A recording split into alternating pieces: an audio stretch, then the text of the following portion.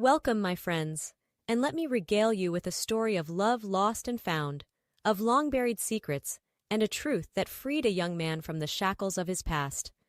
Enjoy the story. The sun cast long shadows across the weathered tombstones of St. Mary's Cemetery, as Johnny knelt beside the grave, his calloused hands gently pulling weeds from the dry earth. The 20-year-old had called these hallowed grounds his sanctuary ever since he could remember, finding solace among the dead as he struggled to survive on the unforgiving streets of the city. As he worked, a flicker of movement caught his eye. Glancing up, Johnny saw an elegantly dressed woman in her mid-40s making her way through the rows of graves, her designer heels sinking into the soft grass with each step. He watched as she approached, curious what had brought such a refined lady to this forgotten corner of the cemetery.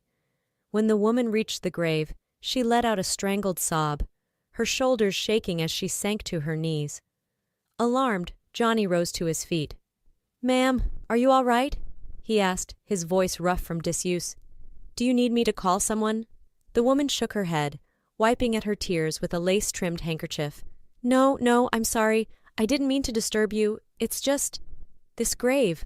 I've been here before to pray for her soul." Johnny frowned, perplexed. As far as he knew, this was his mother's resting place, the only connection he had to the woman who gave him life before abandoning him to the streets. How could the stranger possibly know her? "I think you may be mistaken, ma'am," he said gently. "This is my mother's grave. Antonia Morales." The woman's head snapped up, her red-rimmed eyes widening in shock. "No, that can't be right. Here. Oh, Lord, the woman who stole my baby is buried here." Johnny stared at her, his mind reeling. "Stole your baby? What are you talking about?" Taking a shaky breath, the woman stood, smoothing her skirt. "I'm sorry, I haven't even introduced myself. My name is Nancy Carlson, and if Antonia is buried here, then you must be my son." Johnny gaped at Nancy, certain he must have misheard. "Your son?" "Lady, I think you've got the wrong guy. My mother was no kidnapper." Nancy shook her head sadly. "I wish that were true, but the story I have to tell will change everything you thought you knew." She gestured to a nearby bench. "Please, will you let me explain?" Warily, Johnny followed her to the bench and sat, keeping a careful distance between them. Nancy clasped her hands in her lap, her gaze distant as she began her tale. 20 years ago, I was a young maid working for the wealthy Davenport family. I fell in love with their younger son, William. When I became pregnant, I foolishly thought he would marry me." She let out a bitter laugh. "Of course, his family would never allow their golden boy to wed a lowly servant. They paid me off and sent me away in disgrace." Johnny listened, transfixed, as Nancy described how alone and desperate she had been. "That's when I met Antonia. She offered to help me, to be my friend when I had no one else. But it was all a ruse. The Davenports hired her to pose as my confidant, to spirit my baby away and leave me with nothing." She looked at Johnny, her eyes shimmering with unshed tears. "You were that baby, my precious boy, ripped from my arms before I even had a chance to hold you. I've spent the last 20 years searching, never giving up hope that I would find you."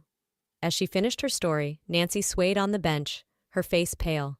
Johnny reached out to steady her just as her eyes rolled back, and she slumped forward in a dead faint. "Help!" Johnny shouted, easing Nancy to the ground. "Somebody help, please!" Footsteps pounded on the gravel path, and then Sanchez, the cemetery caretaker, was kneeling beside them, his weathered face etched with concern. Together they managed to revive Nancy, fanning her face until she blinked open her eyes, dazed and disoriented. "Take it easy, ma'am," Sanchez said, helping her to sit up. "You gave us quite a scare." Nancy clutched at Johnny's arm, her grip surprisingly strong. "I'm sorry. I didn't mean to frighten you. It's just the shock of finally finding you after all these years." Johnny swallowed hard, his mind spinning with the weight of her revelation. Could it be true? Was this woman really his mother, and the woman he'd called Mom his whole life nothing more than a kidnapper? He needed answers, and he needed them now. Johnny helped Nancy back to the bench, his heart pounding as he tried to process everything she had told him. Sanchez hovered nearby, concern etched on his weathered face. "You okay, kid?" he asked gruffly. You need me to call the cops or something? Johnny shook his head. No, I think we need some privacy. To talk. Sanchez hesitated, then nodded. I'll be in my office if you need me. Just holler. As the caretaker walked away, Johnny turned to Nancy, his eyes searching her face for any hint of deception.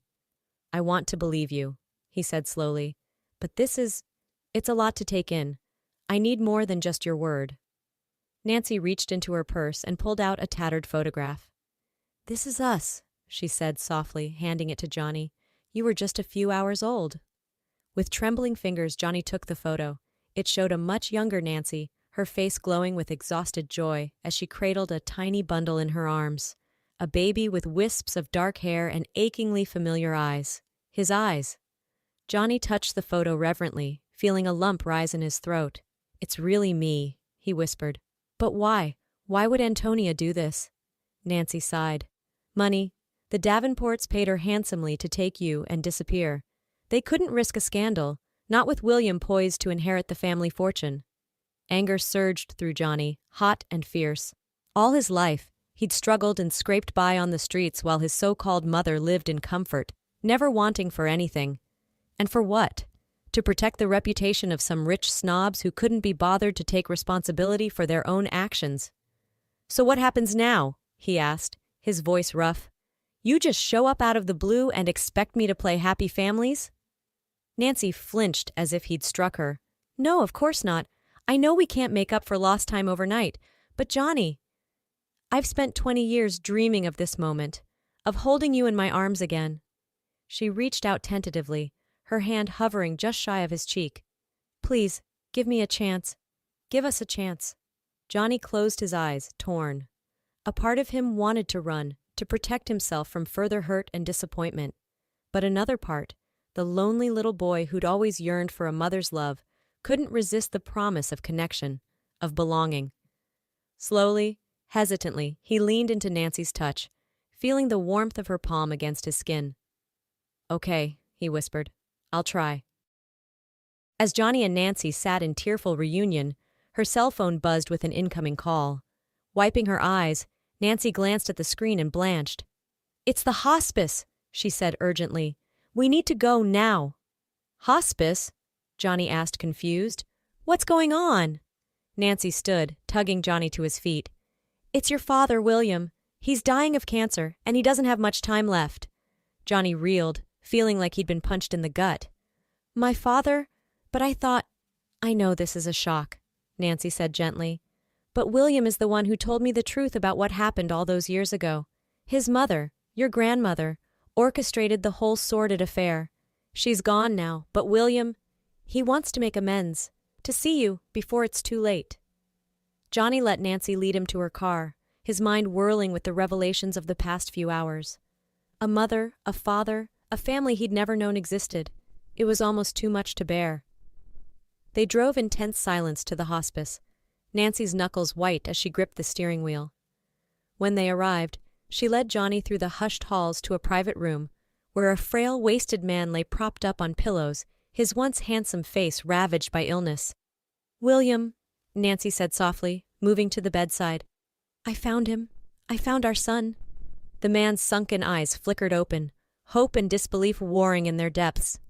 Johnny, he rasped, his voice thin and reedy. Is it really you? Johnny approached slowly, studying the stranger who was his father.